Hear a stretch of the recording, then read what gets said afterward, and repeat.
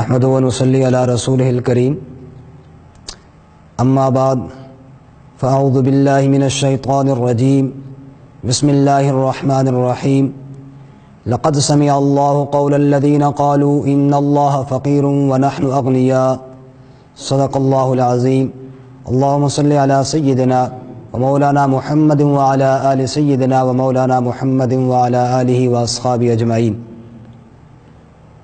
معزز سامعین،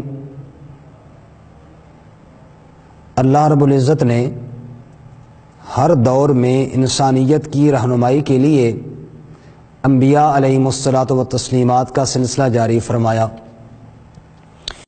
اللہ رب العزت ہر دور میں ہر نبی کے لیے کچھ ایسے خوش نصیب لوگوں کا انتخاب فرماتے ہیں کہ جو لوگ انبیاء کی دعوت پر لبیک کہہ کر ان کا دستے بازو بنتے ہیں۔ چلتے چلتے ہمارے نبی صلی اللہ علیہ وسلم کا دور آیا اور ہمارے نبی صلی اللہ علیہ وسلم کو اللہ تعالیٰ نے ایسے اصحاب عطا فرمائے، ایسے ساتھی عطا فرمائے کہ جن کی مثال نہیں ملتی۔ یہ میں محض عقیدت کی بنا پہ نہیں کہہ رہا بلکہ بصیرت کی بنا پر کہہ رہا ہوں۔ اس کی وجہ یہ ہے کہ آپ پہلے انبیاء کی تعلیمات کے بارے میں یا ان کی عظمتوں کے بارے میں دیکھیے تو اللہ رب العزت قرآن پاک میں جو القابات پہلے انبیاء کو دیتے ہیں وہ القابات اللہ نے ہمارے نبی کے صحابہ کو عطا فرمائے ہیں۔ اب مثال کے طور پہ دیکھیے، صدیق کا لقب جو ہے یہ انبیاء کا لقب ہے۔ ارشاد باری تعالیٰ وَاذْكُرْ فِي الْكِتَابِ إِبْرَاهِيمَ إِنَّهُ كَانَ صِدِّيقًا نَبِيًّا۔ اے میرے محبوب صلی اللہ علیہ وسلم، قرآن میں ابراہیم علیہ السلام کا تذکرہ کیجئے۔ إِنَّهُ كَانَ صِدِّيقًا نَبِيًّا، وہ میرا صدیق نبی تھا۔ وَاذْكُرْ فِي الْكِتَابِ إِدْرِيسَ إِنَّهُ كَانَ صِدِّيقًا نَبِيًّا، ادریس علیہ السلام کا تذکرہ کیجئے، وہ بھی صدیق نبی تھے۔ وَاذْكُرْ فِي الْكِتَابِ إِسْمَاعِيلَ إِنَّهُ كَانَ صَادِقَ الْوَعْدِ، کہ اسماعیل علیہ السلام صادق الوعد تھے، وعدے کے سچے تھے۔ صدیق اور صادق کا لقب تو اللہ تعالیٰ نے پہلے نبیوں کو عطا کیا، لیکن جب باری آئی میرے نبی صلی اللہ علیہ وسلم کے صحابہ کی تو اللہ کیا فرماتے ہیں؟ وَالَّذِينَ آمَنُوا بِاللَّهِ وَرُسُلِهِ أُولَٰئِكَ هُمُ الصِّدِّيقُونَ۔ اے میرے محبوب صلی اللہ علیہ وسلم، تیرے ساتھ جو ایمان لانے والے تیرے صحابہ ہیں یہ سارے کے سارے صدیق ہیں۔ تو میرے بھائیو، صحابہ کی شان تو بے مثال ہے کیونکہ اللہ کا انتخاب جو ہے، لیکن میں آج مختصر سے وقت میں سارے صحابہ کی شان نہیں، صرف سیدنا ابو بکر صدیق رضی اللہ تعالیٰ عنہ کی شان پہ دو چار باتیں عرض کرتا ہوں۔ پہلی بات کہ صحابہ سارے صدیق ہیں لیکن ابو بکر صدیق اکبر ہیں۔ دوسری بات، صحابہ سارے فضیلت والے ہیں لیکن ابو بکر صدیق افضل ترین ہیں۔ تیسری بات، صحابہ سارے متقی ہیں لیکن ابو بکر صدیق اتقی ہیں، متقیوں میں سب سے بڑے متقی ہیں۔ اب ان پہ میرے پاس دلائل ہیں اور دلائل بھی قرآن سے ہیں۔ سب سے پہلی دلیل کہ صحابہ سارے صدیق ہیں اس لیے کہ آپ پوچھئے محدثین سے، ایک ایک راوی کے بارے میں وہ پوری پڑتال کرتے ہیں کہ وہ کیسا تھا، سچا تھا یا جھوٹا تھا، وہ یاد رکھتا تھا یا نہیں رکھتا تھا، عادل تھا یا غیر عادل تھا۔ لیکن جب تحقیق کرتے کرتے نام صحابی کہا جاتا ہے، محدثین کہتے ہیں اب کوئی تحقیق نہیں کرنی، نبی کے سارے صحابہ سچے بھی تھے، سارے صحابہ عادل بھی تھے، سارے صحابہ صدیق تھے۔ لیکن ابو بکر صدیق اکبر کیسے بن گیا، اس پہ میں عرض کرتا ہوں۔ قرآن پاک میں اللہ رب العزت نے صدقے کی ترغیب ارشاد فرمائی مختلف انداز میں۔ کہیں اللہ فرماتا ہے انفقوا فی سبیل اللہ، خرچ کرو اللہ کی راہ میں۔ کہیں اللہ فرماتا ہے للہ میراث السماوات والارض، جو کچھ زمین میں ہے تمہارا تو نہیں، اللہ ہی کا ہے تو اللہ کے نام پہ خرچ کرو۔ کہیں کس انداز میں، کہیں کس انداز میں۔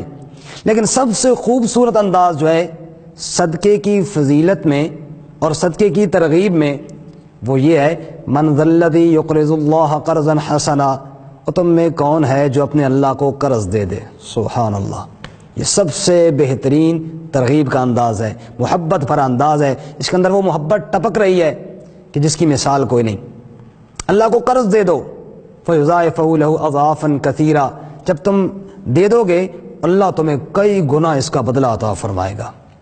یہ آیت نازل ہوئی قرآن پاک میں، ابو بکر صدیق جا رہے ہیں، یہودی کھڑے ہیں، ان کا ایک بدبخت جس کا نام غالباً فخاذ ہے، اور وہ اس آیت کا مذاق اڑا رہا ہے۔ ابو بکر صدیق نے اس کو کہا اسلام قبول کر لے، کہنے لگا واہ بھائی واہ، اللہ تو خود نعوذ باللہ فقیر ہو گیا، ہم سے قرضے مانگ رہا ہے، ہم اللہ کے محتاج نہیں، اللہ ہمارا محتاج ہے، نعوذ باللہ ہم سے قرضے مانگ رہا ہے۔ یہ بات جب اس نے کہی تو ابو بکر صدیق جیسا بندہ ہو پھر وہ برداشت کر سکتا ہے؟ مارا اس کو تھپڑ، اس خبیث کو ایسا مارا کہ وہ نیچے گر کے تڑپنے لگا، کہا خبردار آئندہ دوبارہ میرے رب کی توہین کی، میں تیری زبان کو کھینچ لوں گا۔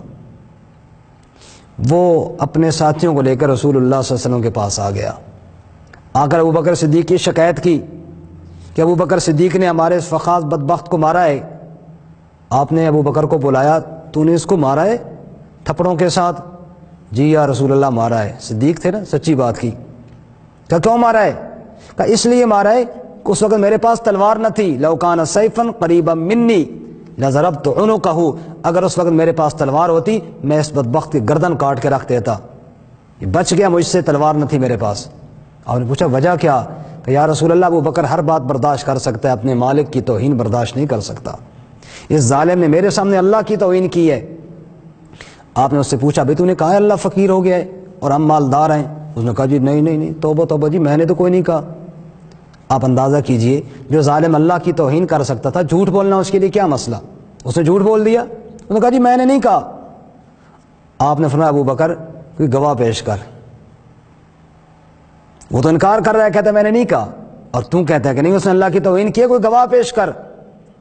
کہ یا رسول اللہ کوئی گواہ نہیں ہے، جھوٹا گواہ لے کر آؤں تو پھر صدیق نہیں رہتا، اور سچا گواہ ہے کوئی نہیں، میں اکیلا ہی تھا، میرے سامنے اس نے اللہ کی توہین کی، میں نے اس کی پٹائی کر دی، کوئی گواہ نہیں ہے، باقی اس نے توہین کی ہے میں نے خود اپنے کانوں سے سنی ہے، گواہ میرے پاس کوئی نہیں ہے۔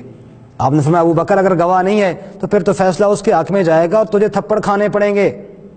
کہ یا رسول اللہ آپ فیصلہ فرمائیں، میں سر تسلیم خم کروں گا، آپ کے فیصلے کو تسلیم کروں گا، آپ فرمائیے، میری جان بھی آپ پر قربان ہے، جتنے مرضی تھپڑ مروا لیجئے، میرا کوئی انکار نہیں ہے۔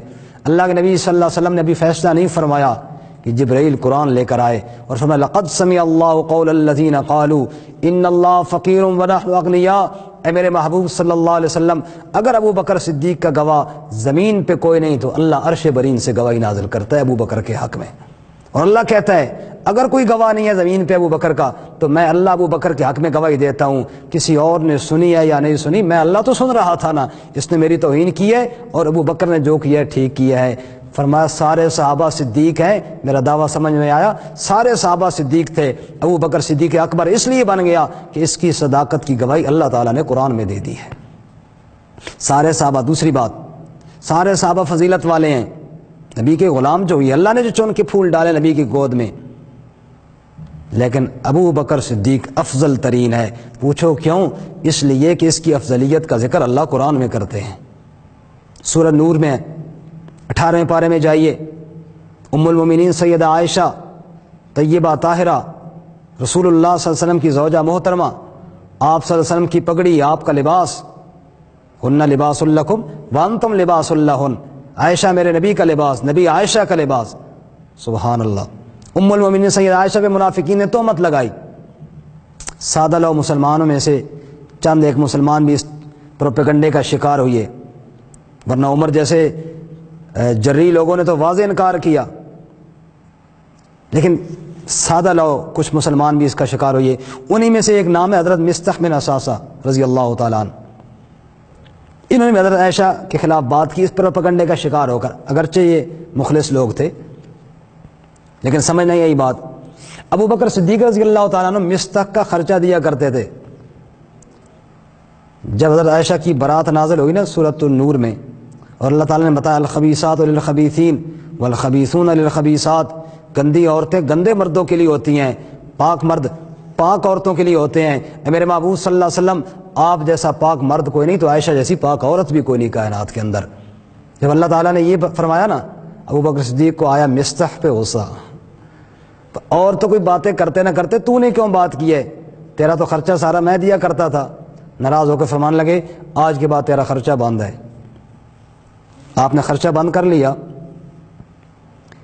ناراضگی تھی بھی بجا کہ میری اتنی پاک دامنہ بیوی بیٹی جس کی عفت اللہ آسمان سے نازل کر رہے ہیں اور تیرا تو خرچہ بھی میں دیتا تھا, تو میری بیٹی کے بارے میں کیوں بات کی؟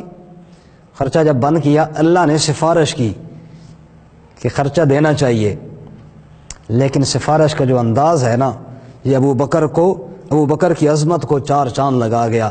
کیا فرماتے ہیں اللہ قرآن میں؟ وَلَا يَأْتَلِ أُولُو الْفَضْلِ مِنْكُمْ وَالسَّعَةِ أَنْ يُؤْتُوا أُولِي الْقُرْبَى والمساکین والمہاجرین فی سبیل اللہ ولیعفوا ولیصفحوا الا تحبون ان یغفر اللہ لکم. اللہ تعالیٰ یوں بھی کہہ سکتے ابو بکر میں اللہ تجھے کہہ رہا ہوں خرچہ دے, اس کو بند نہیں کرنا. اللہ کہہ سکتے تھے لیکن اللہ نے یوں نہیں فرمایا. اللہ فرماتے ہیں ابو بکر فضیلت والے لوگوں کو نہیں چاہیے اتنی باتوں پہ ناراض ہونا, درگزر فرما دے اللہ تجھے معاف کرے گا. ہائے ہائے کتنی عظمت کے ساتھ اور کتنے پیار کے ساتھ اللہ نے کہا فضیلت والوں کو. میں نے کہا سارے صحابہ فضیلت والے ہیں, ابو بکر افضل ترین اس لیے ہے کہ اس کی فضیلت کا ذکر اللہ نے قرآن میں کیا ہے. اور آخری بات, متقی تو سارے صحابہ ہیں, اولئک هم المتقون قرآن میں اللہ نے فرمایا ہے, لیکن اتقا کا معنی سب سے بڑا متقی یہ ابو بکر صدیق ہے. امت کا اجماع ہے اس بات پر. آخری پارے میں جائیے سورۃ اللیل میں ابو بکر صدیق رضی اللہ تعالیٰ عنہ غلاموں کو خریدتے اللہ کے نام پہ آزاد کرتے. باپ نے کہا بیٹا اس طرح تو سارا پیسہ ہی ختم ہو جائے گا. کہا بابا جی میں اللہ کی رضا کے لیے کرتا ہوں. کہا اچھا پھر میرا ایک مشورہ مانو, اگر تم نے آزاد کرنا ہی ہے ذرا پہلوان قسم کے غلاموں کو آزاد کرو, یہ کمزور سے آزاد نہ کرو تاکہ مشکل میں کام آئیں. تو ابو بکر صدیق رضی اللہ تعالیٰ عنہ نے جب یہ مشورہ سنا تو جواب میں کیا فرمایا؟ بابا میں دنیا میں کام آنے کے لیے آزاد نہیں کر رہا, میں تو اپنے اللہ کی رضا کے لیے آزاد کر رہا ہوں.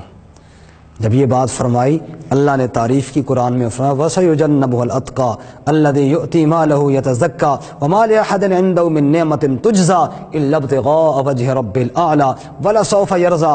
میرے محبوب صلی اللہ علیہ وسلم جہنم کی ہولناکیوں سے اس بندے کو تو ضرور ہی بچاؤں گا جو اتقا ہے, سب سے بڑا متقی ہے, اور وہ مال صرف اس لیے دیتا ہے کہ اللہ اس سے راضی ہو جائے. تو میرے بھائی اور میرے معزز سامعین, میں نے یہ عرض کیا کہ سارے صحابہ صدیق ابو بکر صدیق اکبر, کیونکہ اس کی صداقت کی گواہی اللہ نے آسمانوں سے بھیجی. میں نے عرض کیا سارے صحابہ فضیلت والے, ابو بکر افضل ترین, اس کی فضیلت کا ذکر اللہ نے اپنی کتاب میں کیا. میں نے عرض کیا سارے صحابہ متقی, لیکن ابو بکر صدیق اتقا سب سے بڑا متقی, کیونکہ اس کے اتقا ہونے کا ذکر اللہ نے قرآن میں کیا. اللہ میں صحابہ کرام کے نقش قدم پہ چلنے کی توفیق عطا فرمائے. وآخر دعوانا ان الحمد للہ رب العالمین.